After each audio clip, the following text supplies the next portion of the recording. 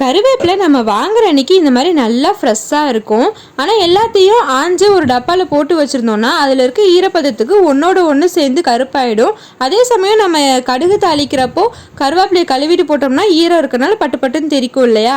அதுக்கு நீங்கள் கருவேப்பிலையை வாங்கினதோட இந்த மாதிரி கொத்தா இருக்கையிலேயே பைப்பில் நேராக கழுவி எடுத்துக்கோங்க. கழுவிட்டு இந்த மாதிரி ஒரு கொடியில் வெயில் படாமல் நிழல் உணர்த்தியாக காய வைங்க.